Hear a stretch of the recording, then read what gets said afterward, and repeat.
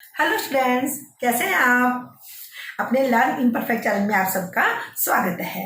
जैसे कि आप जानते हैं, कोरोना वायरस पेंडेमिक टाइम चल रहा है और हम सब घर पर बैठकर ही पढ़ाई कर रहे हैं क्योंकि स्कूल, कॉलेज, इंस्टीट्यूट बंद चल रहे हैं। इसलिए मैं सुमन सिंगला आज आपके लिए लाइन और एंगल्स के बारे में जानकारी लेकर आई हूँ ताकि आपको एंगल्स के बारे में अच्छे से समझा सकूँ और आप उसको अच्छे से समझकर अपने ज्ञान में वाधा कर सको। इसलिए शुरू करने से पहले आप चैनल को सब्सक्राइब कर लीजिए और बेल आइकन को प्रेस कर दें ताकि मेरे आने वाली हर एक वीडियो की आपको जानकारी मिल जाए और आप उसको तुरंत देखकर आप कुछ सीख सकें और अपनी सारे डाउट्स को क्लियर कर सकें। तो अब हम स्टार्ट करते हैं।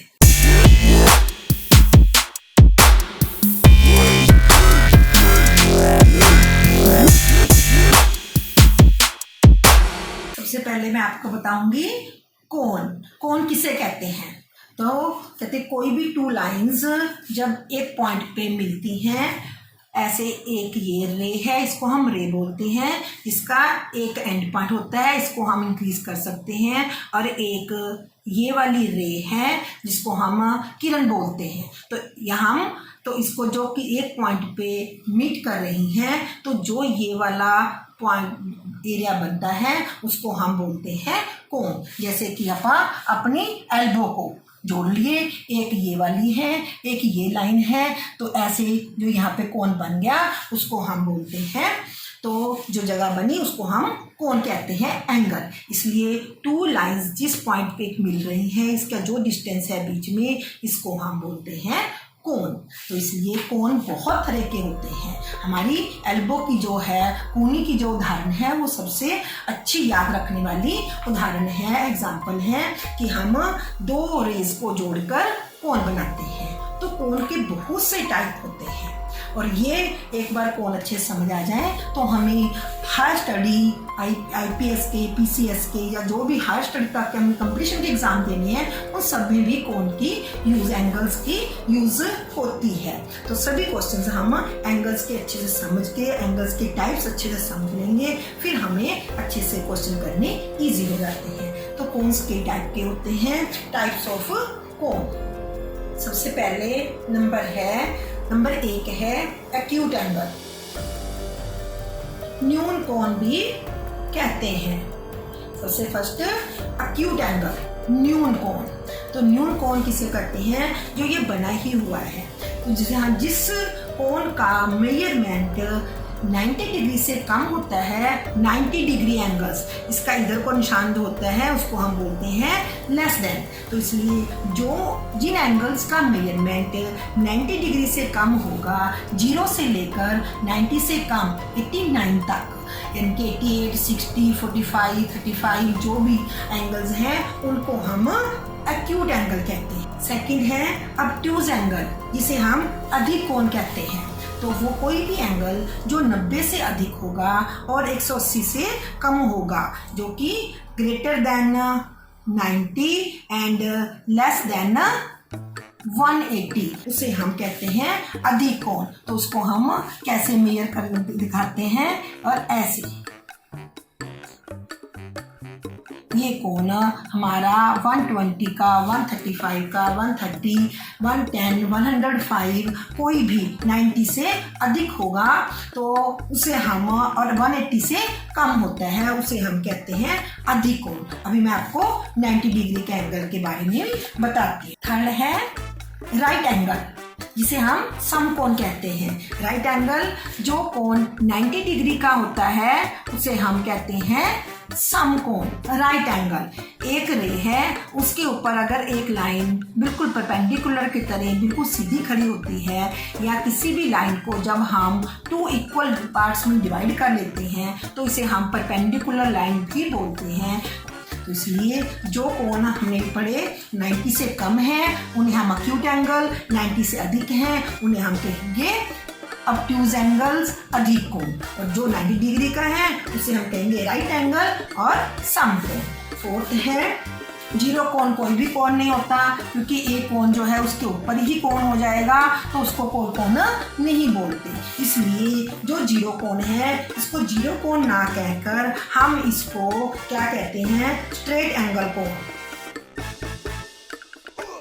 तो जीरो एंगल को हम स्ट्रेट एंगल ही बोलेंगे, क्योंकि जीरो का कोई कोण ही नहीं होता, एक लाइन ही होती है। इसलिए स्ट्रेट एंगल, जिसे हम सरल कोण भी कहते हैं, सरल रेखा कोण भी कहते हैं, इसे हम बीजू कोण भी बोलते हैं। इसलिए ये वाला एंगल एक सीधी लाइन में होता है। इसका कोण का मेजरमेंट होता है 180 डिग्री।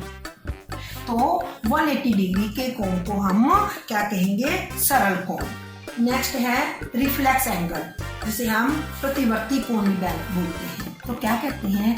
जो एंगल 180 डिग्री से अधिक और 360 डिग्री से कम होता है, 180 से लेकर 180 डिग्री से मोर देन और 360 डिग्री तक कोण होता है, 360 से कम होता है, उसे हम रिफ्लेक्स एंगल कहते हैं। तो इसको हम कैसे ड्रॉ करते हैं? ऐसे ओ, ए और बी, ये वाला कोई भी एक अक्यूट एंगल, कोई भी कोण, चाहे अक्यूट हो, ऑब्ट्यूज हो, कुछ भी कोण, जो हम 360 में से माइनस कर देते हैं, जो ये वाला बाकी बच गया, ये वाला सारा कोण, तो उसको हम कहते हैं रिफ्लेक्स एंगल। नेक्स्ट है कंप्लीमेंट्री एंगल्स, जिन्हें हम पूरक कोण कहते हैं। तो कंप्लीमेंट्री एंगल्स किसे कहते हैं?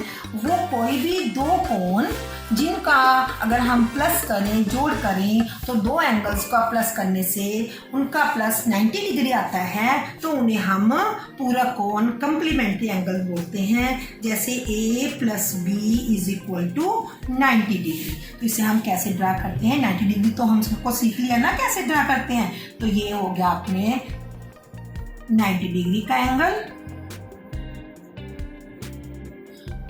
ये 90 डिग्री का एंगल, और इसमें से अगर हम कहीं भी एक और रे ड्रा कर देते हैं ऐसे OC, तो ये वाला एंगल A हो गया और ये वाला एंगल B बन गया।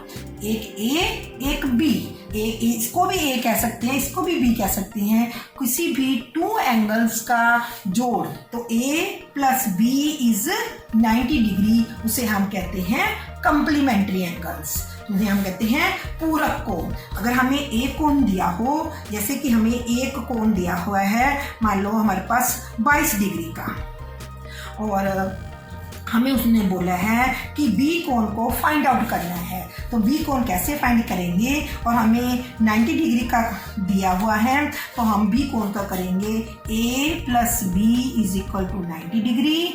ए के कोण की बाई वैल्यू यहाँ पे लिख देंगे और बी की वैल्यू हम निकाल लेते हैं। तो बी की वैल्यू आएगी 90 - 22। तो अगर हम बी एंगल जो है उसकी वैल्यू कैसे निकाल लेंगे? 8 और 6, 68, 90 में से 22 को माइनस कर देंगे, तो हमारे पास आ जाएगा 68 डिग्री का एंगल। तो एक और एंगल हमारा 22 डिग्री का है और बी एंगल हमारा 68 डिग्री का है। दोनों को प्लस करेंगे, 8 और 2 10 और 6 और 2 8 और एक कैरी 9। तो इसलिए दोनों एंगल्स का जो जोड़ है उनको सम करें तो 90 डिग्री का आता है, तो उसे हम कहते हैं कंप्लीमेंट्री एंगल्स। नेक्स्ट है सप्लीमेंट्री एंगल्स, जिन्हें हम संपूर्ण कोण कहते हैं। तो संपूर्ण कोण कौन से होते हैं? कोई भी दो एंगल्स, दो कोणों का जोड़ अगर 180 डिग्री होगा तो उसे हम संपूर्ण कोण कहते हैं। तो हमने 180 डिग्री का भी कोण किया है, 180 डिग्री के कोण को हम स्ट्रेट एंगल कोण भी कहते हैं। इसलिए कोई भी एक लाइन ली, वो हमारे पास स्ट्रेट लाइन बन गई, और इसलिए इस स्ट्रेट लाइन के ऊपर अगर कोई भी एंगल हमारे पास बना हुआ है ऐसे करके किसी भी शेप का, ये नहीं है, ये O हो गया, इसको हम A बोल दिया, ये B है और ये हमारा C। तो कोई भी दो एंगल्स का जोड़, एक ये एंगल और एक ये एंगल, तो इसको हम कैसे लिखते हैं? एंगल को हम OAB angle AOC plus angle BOC = 180 degree. तो दो एंगल्स को अगर हम जोड़ देते हैं तो दो एंगल्स के जोड़ को कहते हैं सप्लीमेंट्री एंगल्स, संपूर्ण कोण। ये कोण से छोटा ऐसे भी लिख सकते हैं, दोनों 90 + 90 के भी हो सकते हैं। ऐसे अगर इसके ऊपर बिल्कुल सीधे खड़े हैं तो ये दोनों कोण, ये भी 90 का है, ये भी 90 का है, तो ऐसे भी हम इसको ड्रॉ कर सकते हैं। ये नहीं है कि रे इस तरफ करनी है, रे अपनी दूसरी तरफ भी जा सकती है। ऐसे भी ले हो सकती है कि एक एंगल ए है और एक एंगल बी है, तो हम ऐसे भी इसको लिख सकते हैं। कोई भी एक स्ट्रेट लाइन के ऊपर जब दूसरी स्ट्रेट लाइन खड़ी होती है तो वो स्ट्रेट लाइन को दो में डिवाइड कर देती है, दोनों कोणों का जोड़ वो 180 होगा।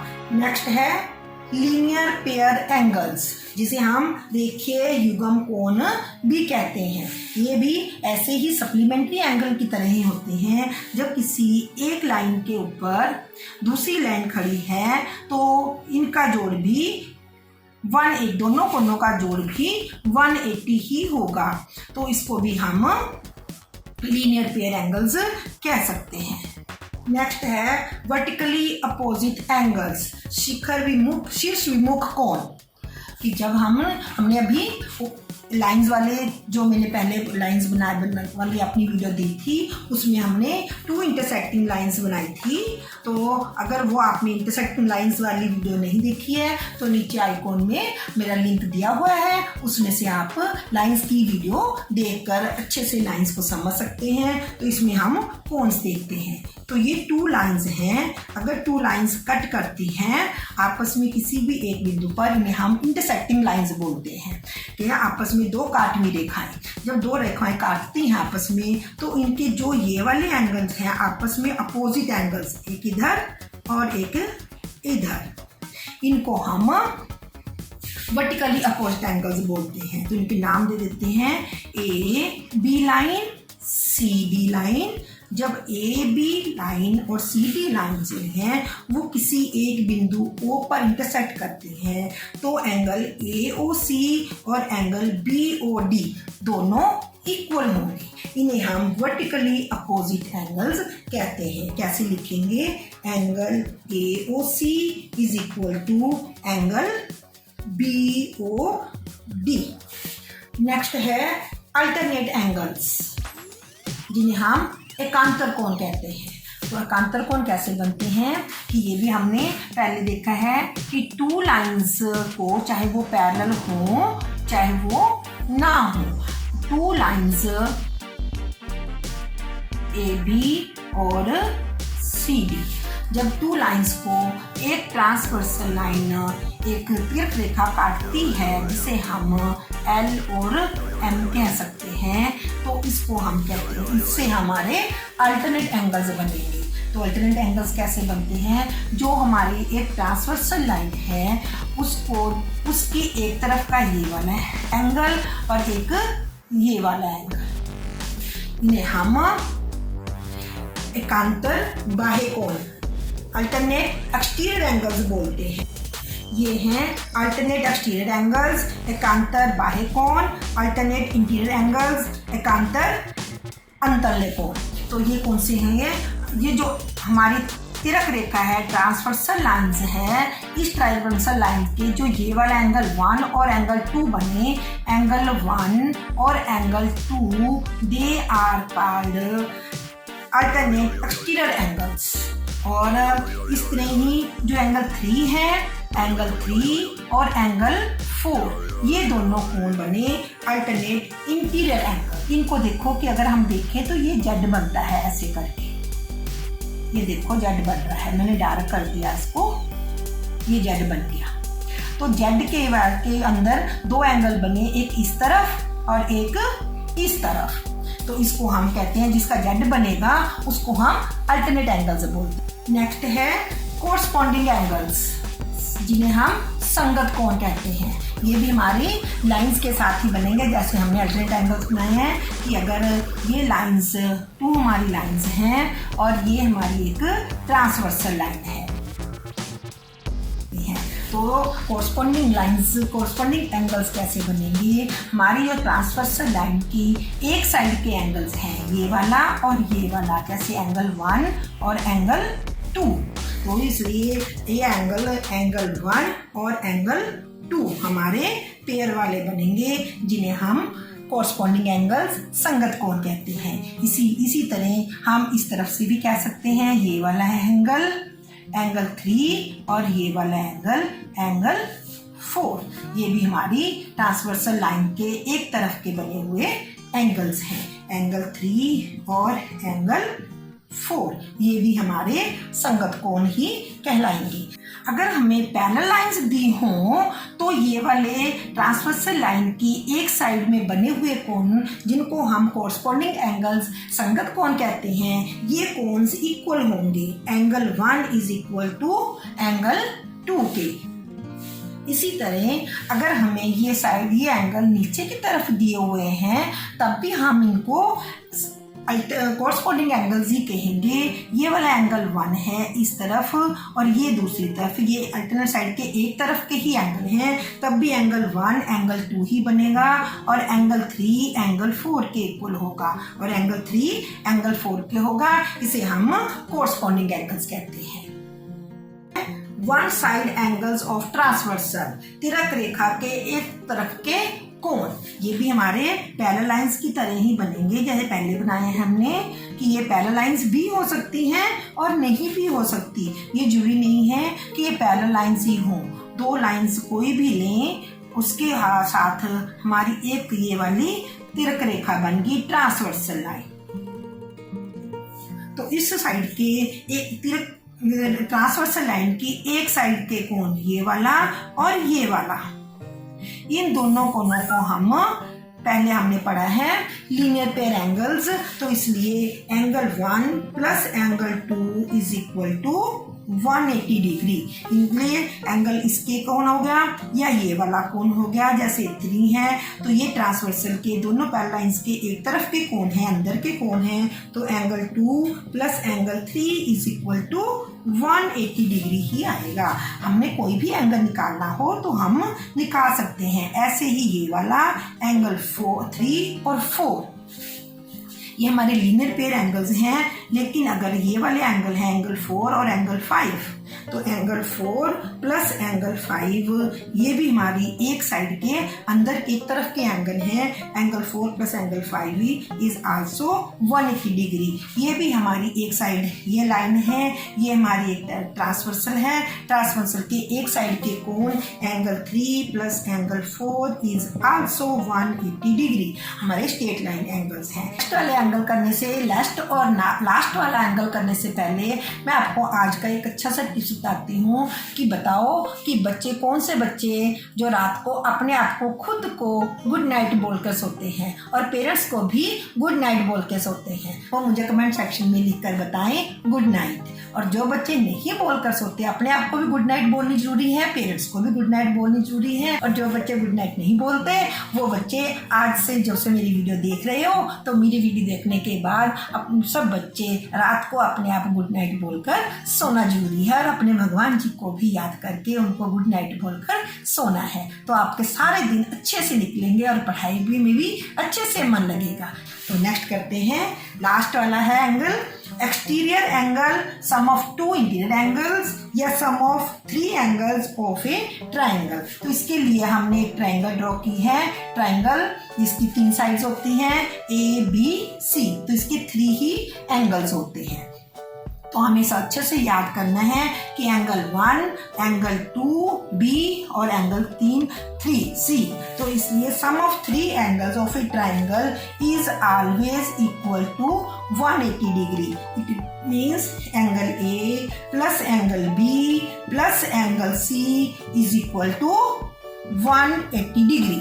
तो ये हमारी sum angle sum property, angle sum की थ्योरम भी है कि angle A plus angle B angle C is equal to 180 degree, sum of 3 angles of a triangle is 180 degree, prove it. तो इसकी जो प्रूव करना है उसको मैं अपनी नेक्स्ट वीडियो में आपको बताऊंगी। तो मेरी आगे की वीडियो ऐसे ही देखते रहिए, जिसमें आपको मैं नई नई चीज़ें बताती रहूँगी ताकि आपको अच्छे से समझ आ जाए। तो इसके साथ ही हमने एक और हम टॉपिक साथ ही इसी के साथ ही कर लेंगे, ये वाला।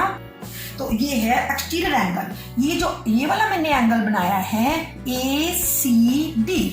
जो ये एंगल बनाया है ACD, ये वाला एंगल जो मैंने बनाया है, इसमें 2 लाइनें मैंने खींच के बता दिया आपको, इसको बोलते हैं exterior angle of a triangle. तो angle ACD is equal to, इस एंगल के साथ वाला ये वाला बिल्कुल असल एंगल छोड़ देना है, और जो बाकी के 2 एंगल्स बच गए, इन 2 एंगल्स का जोड़, sum of 2 interior angles, exterior angle is equal to sum of 2 interior angles. Exterior angle क्या है?